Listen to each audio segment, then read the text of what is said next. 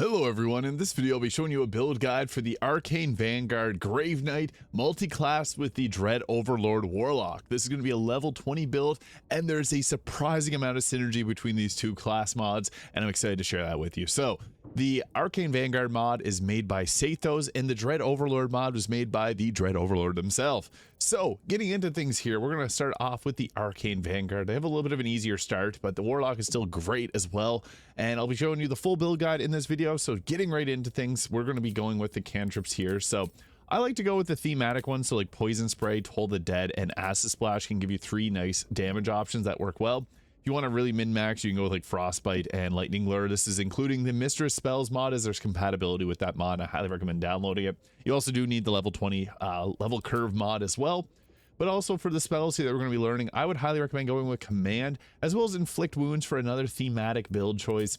And for the fighting style, there's 2 really great ones here from the Arcane Vanguard. We can go with the Read the Enemy, which adds our intelligence modifier to our armor class instead of dexterity, or the Expedient Mobility, which will add 6 meters to our movement speed. So either one of these, I think that going with higher intelligence for the better armor class is the choice here.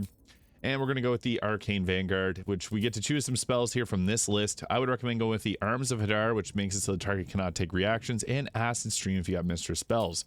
Now, for our weapon or our ability point spread, this is reliant on intelligence and charisma, so we do got to invest in both of these. But at level 20, we do get a multiple amounts of feats, so that does make it a little bit better. So 14 dexterity, 10 constitution. I would recommend going with the constitution amulet, or you can swap this around. We do need a decent armor class, but our armor class requirements do drop a bit.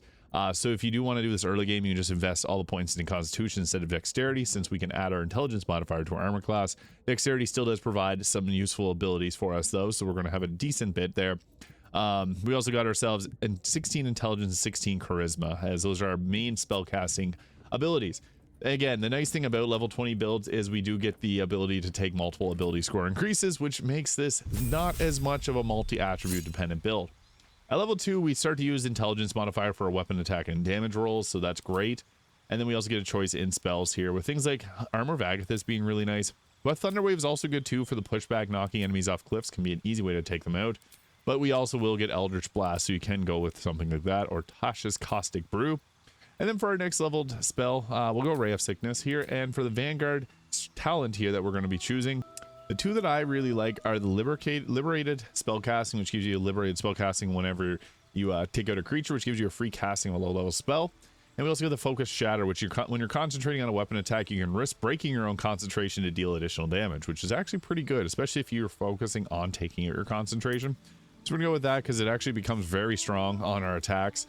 That extra force damage can be a game changer, especially if you need to burst down an enemy. At level 3, we get our constructed argument, add persuasion checks equal to your intelligence modifier, and we get the mutual decay, so we get the grave arts here.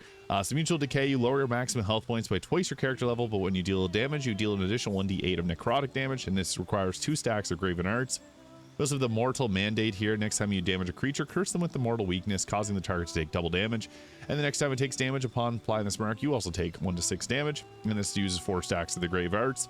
And then the Death Knell tolls. So you make a blood sacrifice, dealing 1 to 6 damage to yourself. And the next spell will create a wave of necrotic energy, causing Bone Chill, and possibly causing nearby enemies to become fearful. And we can also choose a level 2 spell here with some great choices.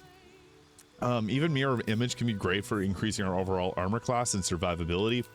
And then for our level 2 spells, Darkness is really useful, and we'll actually get to be able to see in darkness with the Warlock's ability, so that makes this really useful.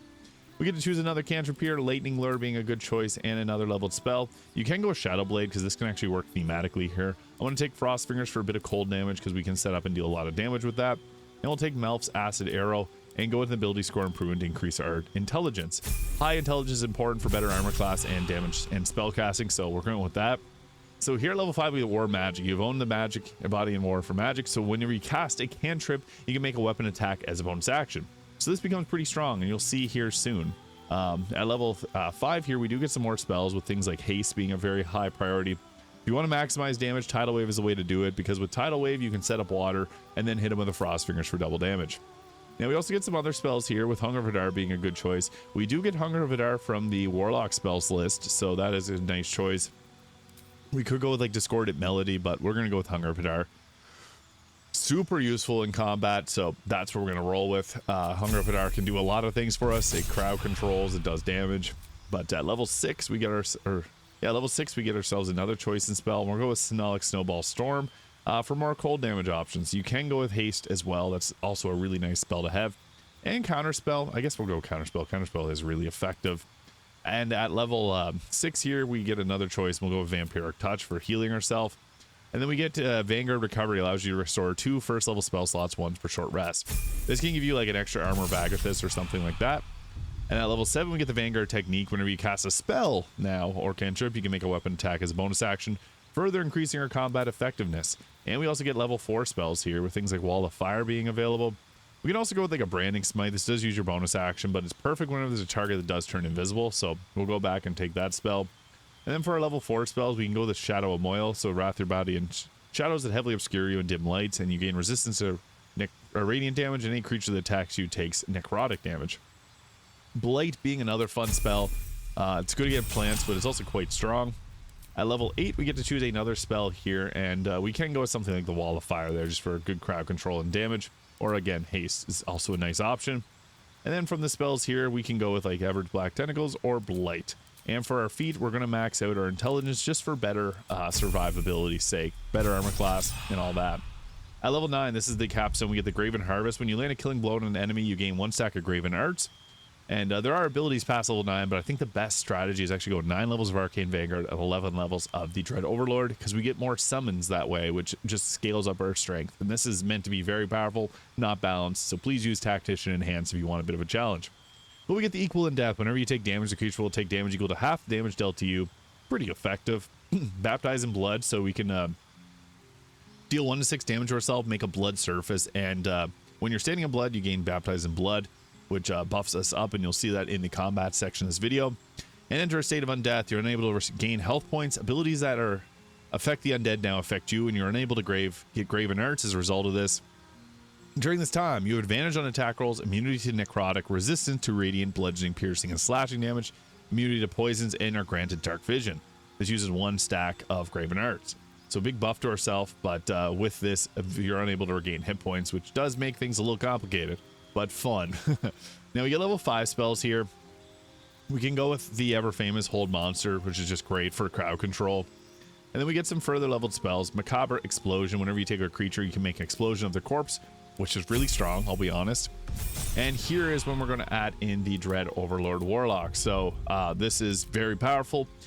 This gives us the ability to create Crawling Claws, Shield of Souls, Reclaim Undead, Necrotic Armaments, which adds necrotic damage to your attacks. I've covered this build in a lot of detail in the past. You can check out my prior videos if you want a bit of a further look into it. We also get to choose a weapon with the Staff, Flail, or Sickle. You can pick one of these. I'm going with the Flail here, but we also got a lot of weapons that we can choose that aren't related to that. Now, we also get a lot of spells here, so we're running out of new ones. I guess we can go with Hex here. And for our Eldritch Invocations, I guess I should have chose Eldritch Blast there, but I think it has Eldritch Blast selected. I kind of forgot to go over that. Add your Charisma modifier to the damage and Repelling Blast for the pushback. This makes Eldritch Blast really nice if you're standing in certain areas to knock people off ledges and take them out. And we get to choose a Packed Boon at level 3, and we also get ourselves a spell here like Phantasmal Force. Phantasmal Force is really good for the psychic damage. Hold Person is also a really nice spell, so we're going with that. And we're going to take Pact of the Blade, which makes us pretty strong. At level 4, we get ourselves Bone Chill. We already have it. And we get to choose another spell here and another cantrip. So I guess, yeah, we did select our... we did get our Eldritch Blast. So we're going to go with Booming Blade, because that's really strong. And also for our spell, we're going to take Misty Step here for the teleportation. And we're going to go with an ability score improvement to take up our charisma this time. Now, we got 2 spell casting modifiers to focus on. At level 5, we get ourselves the extra attack. We also get the Summoner of the Damned, create an undead servant from a corpse, and Spirit Guardians, which is really nice. We also got ourselves Hunger of Hadar there. So there's a couple options that we got. We pretty much have everything we want. We can take Fear here. And for the Eldritch Invocation, we're going to go with the Devil's Sight, which I talked about previously. We are able to now see in darkness. Subclass feature: improve soul harvest and resistant to necrotic damage, and imbuing your weapons with necrotic armaments fills you with unholy vigor, making you immune to necrotic damage for a short time. We also get ourselves Spirit Guardians here, which is really nice. So we're going to roll with that. And we do have quite a good offense and defense at this level. So we also get the Summoner of the Damned, which you can create a greater undead, such as a Skeletal Warlock, without expending a Warlock spell slot once per long rest. And we can also now summon this. We can summon in 7 skeletons, or skeleton zombies, ghouls, and flying ghosts at level 11. We get Death Ward and the Summoner of the Damned, the Skeletal Warlock, which is a very powerful summon that can scorch an array of people. Really nice. For our spell, we'll take Phantasmal Killer here and go for our next leveled spell with something like the Dreadful Word, giving us the Confusion spell, which is actually an underrated spell, and it works well with this build. So we also get the Unholy Pacts improved, so +1 bonus to attack rolls with our packed weapon. And we also get to choose another spell from here. Banish can be okay of a choice. We can even go back and take Clouded Daggers for great crowd control. And we're going to go with an ability score improvement again on our charisma. So now we got 20 charisma and intelligence, making us smart, and got the Riz. At level 9, we get another Eldritch Invocation. We also get the Ghouls and Flying Ghosts for our summons. We get Cloud Kill as a spell. I recommend taking Cloud Kill because our zombies are immune to poison damage, so we can use that. And we also get the Minions of Chaos, which allows you to summon in a free summon, which is really good. At level 10 here, we get ourselves another cantrip. We'll take Green Flame Blade or Frostbite. And for our next leveled spell, we have everything that we could want. Contagion can be good because you can use this actually outside of combat. Dimension Door is another awesome option that you can go with, but you really got everything here. Even Shatter is another option that we can go with. And at level 11 here, we get our final level, and we get the Circle of Death. You can also go with the Conjure Fae, which will give us the free cast of a hag. Psychic Crush is also nice, but Circle of Death just fits this build so well. And for the final level, I guess we'll take the Contagion spell there, or really any spell that you prefer. Now, when we get into things here, we got this cool skull in our back, the Flail. But for weapons, so there's actually a lot of really good gear for this build. I'm going with the Hood of the Weave for better spell casting. You can also go with the Birthright Hat for +2 charisma for better spell casting from the Warlock side of things. And early game, it's really the best option. You can also dump things and go into the Warped Headband of Intelligence to keep your intelligence high early game. Helmet of Arcane Acuity actually works well too, because you'll stack up the spell save DC to +10 with your weapon attacks using arrow many targets. We want the Cloak of Protection, but the Deathstalker Mantle also works well. I'm going with the Ballast Armor here because this will still add our intelligence modifier to our armor class still, so we can get a 25 armor class with this, and it'll apply vulnerability to piercing damage. So we want to focus on piercing damage if possible. Helldust Gloves because it just adds fire damage and additional spell attack saves. You can also go with the Dexterity Gloves early game if you want to, and even Gemini Gloves are nice for targeting multiple targets with a cantrip. The Evasive Shoes work well, but you can also go with the Nair's Boots from Act 1. Going with the Amulet of Greater Health for better constitution, as we do kind of need that. Killer Sweetheart for a free critical hit, as we do a bit of melee and ring of protection. Early game weapon, Falar Alluve is a great one. Also, if you go the evil route, Shard Spear of the Evening is also great. You can go with like Markahashker here for spellcasting if you want to go elemental focus, but I think that the best weapon actually is going with either the Staff of Cherished Necromancy or going with the Infernal Rapier here, which can give you the free Cambion summon. Now, what we also want to do is we got some staffs or spells that we want to cast. So going with this, you can see we have a massive spell list. This is a lot of spells. So we can go with the Arcane Battery, and then we can take our Conjure Elemental, which unfortunately only goes up to level 5. So we get Water, Earth, Air, and Fire Elementals. The Water one can set Chilled up, which is great if we want to hit them with like a Hunger Padar or Frost Fingers. So we'll go with the Water Elemental, and then we'll swap back and take back this very powerful Staff of Cherished Necromancy. And this gives us a lot of benefits. It also glows really nicely. So we also have our Pact of the Blade, so we can go with binding our packed weapon. We can bonk them with our staff. It's an option, because I mean staffs do a decent bit of damage, and it's going to use our charisma or intelligence modifier for the attack rolls, so it can be pretty good. It also deals additional necrotic and fire damage because of our gloves here, so it actually has not that bad damage if we were to do a weapon attack. Not our top priority, but it is an option that we do have. Mostly want the staff for the ability to cast. You can go with the Pact of the Chain, but we also have the ability to get the Cheeky Quasit here. You do get the Andrus the Devil Dog if you use the Pact of the Blade with this class, but we got a lot of options. We got like, yeah, there's so many options for damage and abilities here. So I will show off what this ends up looking like in combat here now. So we're going to attack this unsuspecting guy just so we can set up our powerful summons that we got. Oh, it turned him into a zombie. I forgot. Any necrotic damage that you deal will turn enemies into zombies. And I wanted us to use our summons here, so we can even use the Reclaim the Undead, get a minion point back for this zombie. But the zombies are pretty strong. It's nice to have them for just crowd control, but I guess I'll get into a fight here now. So if we set up with Mirror Image, we can get our armor class up to 36 with haste as well, and this makes us pretty strong. So I guess the best way to start off combat is if we want to lay down and create a bunch of undead, we'd be going with something like dropping our Cloud Kill or Circle of Death here, because with these we can just literally blow things up. Also, the Macabre Explosion here can actually be pretty good, and we can use any type of corpse to be able to explode it. So I'll just start with that explosion here to get ourselves into a fight, and then we'll get into blasting with our more powerful spells. So we want to create as many zombies as possible with this. So we have spells like Circle of Death. You can see there, it hits in a huge radius. So anytime you got enemies grouped together like that, you want to use those. Unfortunately, we got counterspelled, so that didn't work out according to plan. But we can also reclaim our undead or go with any of those options there. We also got ourselves Mind Blast, which can be pretty effective. So if you got the Illithid ability to use that, this can stun a bunch of targets.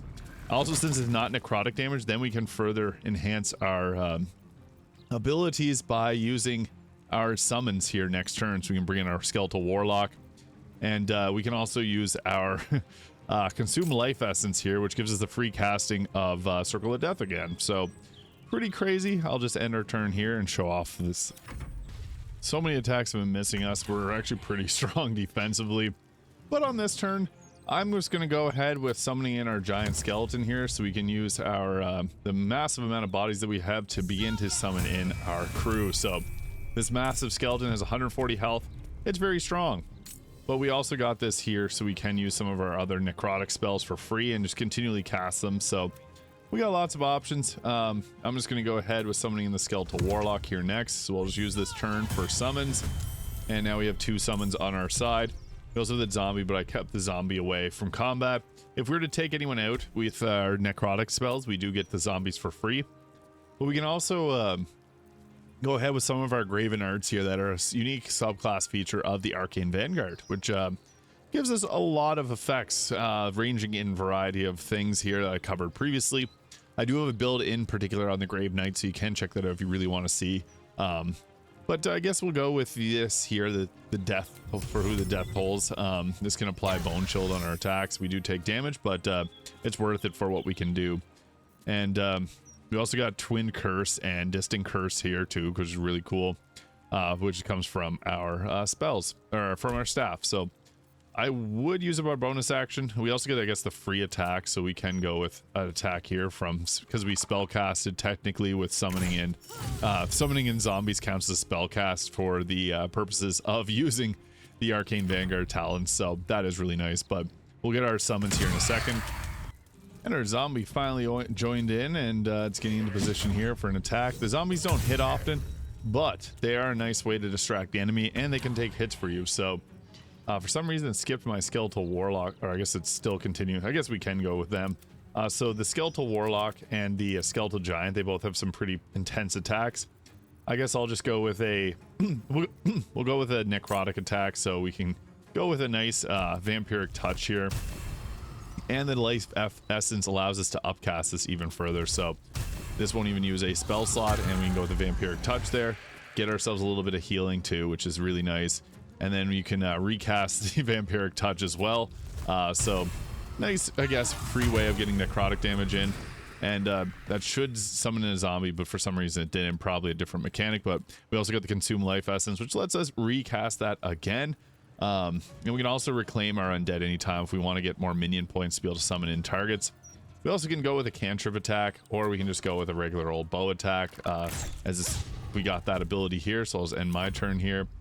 For some reason it won't let me control the our summons there. I'm not sure why that's not letting me use them, but they are pretty strong. They have a good armor class as well with 20 and 19, and with that they also have spell casts that they can use. I'm not sure why it won't let me choose them.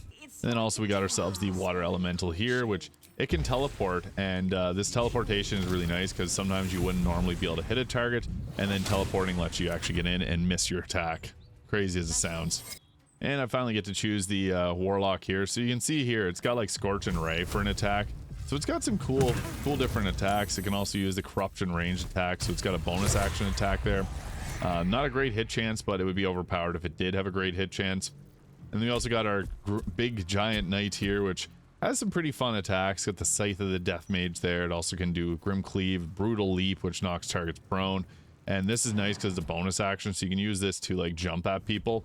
And with that, it'll knock them prone, and then you got set up so that you can cleave away with your attacks, which I'm going to hit a target. Yeah, both targets there perfectly. And then you can also go ahead with another attack because it does get 2 attacks, so that's pretty effective. Not the highest damage, but it's still pretty strong for a free summon. I guess it's our turn again here, so we'll go with one of our other attacks. Macabre Explosion being a really nice one, and what's cool about that is you got the Consume Life Essence, so you can continually keep casting this for free. Anytime there's corpses, this is going to hurt our team, but that's fine. That's a sacrifice I'm willing to take here, so we'll just go with that. Boom, and that took them out. Perfect. And took out that target as well, so that's awesome. And then you can also drop down like your Cloud Kill there, which is pretty effective. We also got some other options, like we can hit them with a Blight here. We also got from the Arcane Vanguard, we get the Grave Bolt, which lets us do Acid, Poison, or Necrotic Eldritch Blast. So we'll just hit him with the quad beam there. Didn't do high damage, but even a critical hit only hit 4 damage, but that's fine. I just want to extend this fight to show off what all it can do, because you get those free weapon attacks. We can attack twice per turn. And we can also break our concentration here, so this is going to be powerful. The Focus Shatter, so my concentration is on Vampiric Touch, which I want to break, and then boom, you can explode that and deal a little extra damage. So it is very strong. I guess we'll get into another quick fight right now. Our summons are a great way to, I guess we could summon in some more summons here. The summons are a nice way to be able to extend combat because they can take hits for you. So with them, I highly recommend always having them up. I guess we'll go with the Spectral Horror here so we can summon in that. Having corpses around is really effective. You also can summon in zombies too from the corpses, so you got lots of options when it comes to what you want to summon in. You also got to create undead here, which we can use to make a mummy, which has 80 or 93 health, which is really effective. For some reason, this won't, the Spectral Horror won't let me actually summon it in from anyone. Oh, it worked over there. I guess it's a free summon. It doesn't require you to use a dead body for it. But we also got Animate Dead here, which lets us do some like flying ghouls. So you can do it on multiple corpses, which is really nice. So we can go ahead here with the Tri-Corpse, giving us a few undeads. So there's 3 more summons as well. And then you can also just go with regular ghouls too if you wanted to. So got lots of summons. It will remove those summons there though, but yeah, you got a lot of choices. You can also reclaim them, so you can summon them in, reclaim them, which will let you summon in other zombies as well. And we also got ourselves the Crawling Claws, so I'll summon those in because you just need corpses for these to work as well. So we got lots of corpses from this fight, and then we got ourselves a few more summons. So you can see there, they don't have a lot of health, but just three extra. The extra 3 health, I mean, it helps. Anything to be able to crowd control a little bit more effectively is always a good thing in my books. And then we'll just get ourselves into one last fight over here. So I guess we'll just go with let's go Blight to start things off, and then let our zombie gang take over. So just getting right into things here. We should roll a good initiative. The Spectral Horror is pretty effective too, so I'll get it in there. It also summons in the Shadow Tendrils, which you can be used to grapple enemies, and that gives us another thing to attack with. And it can use the Embrace of the Dark, which will bind targets right there. Really nice. And then they're now bound there, and you can remove that at any time. And then you can possess a creature, which you can possess a 99% hit chance. Perfect. So we'll use it on this target here, and they're maliciously possessed here now. So they're embraced by the dark. It's now our turn to go ahead with an attack. Again, we got so many different spells. It's hard to know what to choose, but there's certain ones that'll hit multiple. As many targets as you can hit with at a time is probably your priority here. I'm just gonna go with a Bone Chill here, so we'll just hit him with that, and critical hit on it, 36 damage, perfect. And then we get a free Booming Blade or any type of cantrip. Booming Blade does make this really strong because we can get some extra damage in, and then if I move away, it'll make him move away, which will further enhance the damage. Then we got ourselves the ghouls here, which we can go and devour, bite a knocked out sleeping creature, or you can just go with the claws attack, so they can just get in and just be harassing people. 12 damage is pretty nice for that roll. And then we also have the crawling claws there, the little hands that are just going to run around and do some attacks for us. They will get destroyed pretty quickly. See there, that one took 30 damage. But it is just part of playing with them. They're mostly just for like, you can reclaim them, but you can also go ahead with just using them as kind of a bait to draw out attacks. Since their armor class is so low, they will get often times people will try and attack them over other targets. Oh, they actually went for me there when there's so many other targets here. And we got our Hellish Rebuke, which did finish everyone off here. So yeah, lots of summons, lots of Death Knight vibes. The Graveknight Arcane Vanguard by Saethos and the Dread Overlord Warlock made by the Dread Overlord. Amazing multi-class. I had a lot of fun with playing around with this, and I think you would too. So definitely check out both of these mods, level 20 mod and Mistress Spells, to get this fun combination. Let me know your thoughts in the comments below. Hit the subscribe if you enjoyed, and I'll see you all in the next video.